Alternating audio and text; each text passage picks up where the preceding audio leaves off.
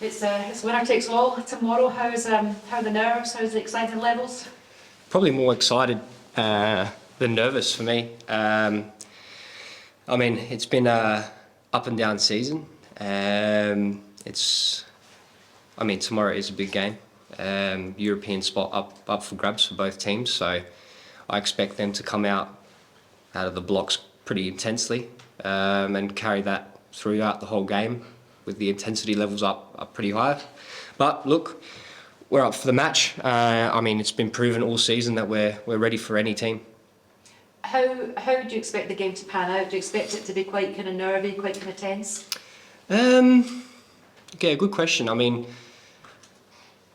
it's always a good atmosphere playing at Hibs. So, I think they're going to expect their team to also come out the blocks and try and win the game. So I would expect that they come out firing. I think it's just important that we nullify their fans and the players as well by maybe scoring an early goal or defending with our lives, for the whole game. Obviously, you've been in that kind of fourth spot, for quite a while now. Would there be a sense of disappointment if you didn't finish there, such as the kind of demands that you put on yourselves? I wouldn't say it'd be a disappointment. I mean, I would like to finish as high as possible, but I don't think it takes away anything throughout the whole season and how we've played, and the expectation that we had as a group at the start of the season definitely exceeded everyone else's expectation, even ours as well. So, I don't like to think that way in terms of, will it be disappointing? I mean, we'll just have to wait and see, I guess.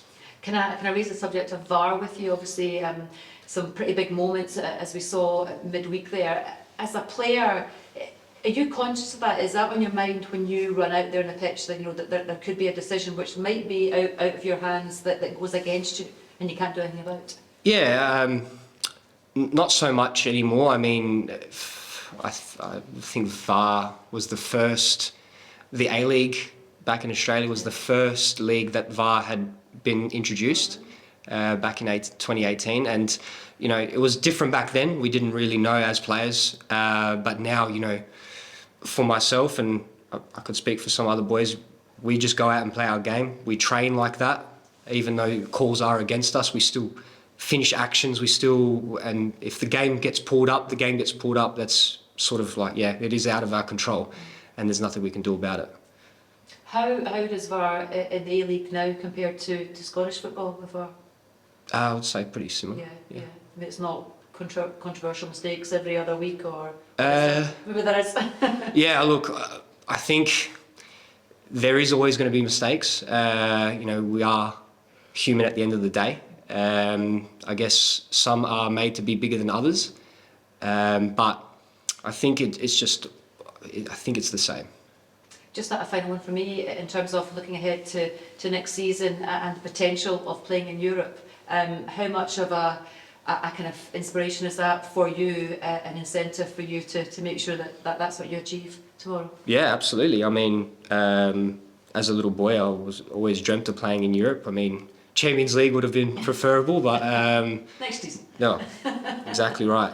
Always strive to be the best I can, but to play in Europe is a dream come true for a lot of players, especially for myself coming from Australia.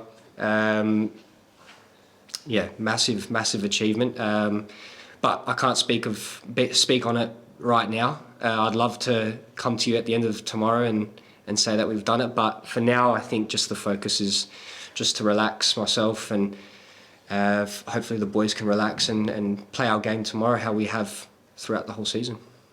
Even on Wednesday night, and your manager was talking about how you were already shaking off the kind of shock of the late decision, and just you sensed that determination and a pride in what you've achieved this season and to go and finish the job. Does that kind of sum up the feeling in the kind of dressing room?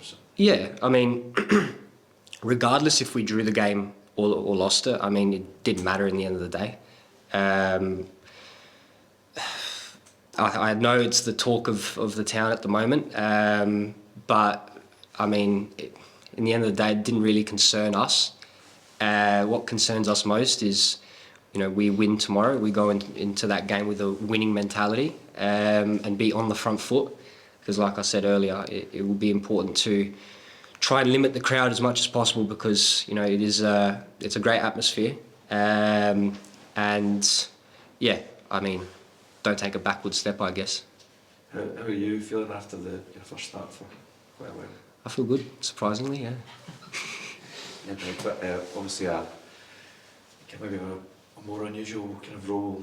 I know you've played it before, particularly in Australia, but to go up against Dyson Maeda in your first start for a while must have been a good challenge for you.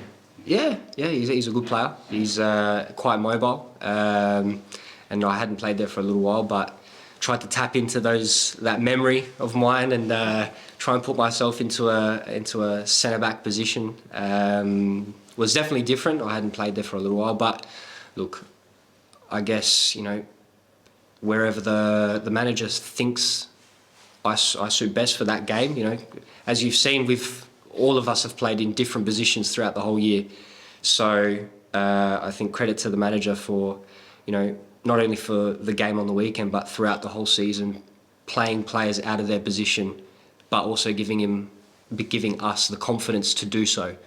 I had a bit of a chat before the game on Wednesday, and I felt going into that game I had his backing and the players' backing as well. So I think that's half the battle. Being able to have that confidence to go into the game and not think so negatively. It seems to be that I think maybe there's so much detail in training and you all know what you're meant to be doing, and does that help as well? I mean, Liam Gordon came in the previous night, I've not played for a while, and just spraying passes about as well. Is that the kind of confidence you get as a squad from the way you've worked all season? Yeah. I think there was a lot of emphasis on detail at the start of the year, but as time went on, everyone knew exactly what needed to be done in each position. So whether you're in or out, you know exactly what needs to be done.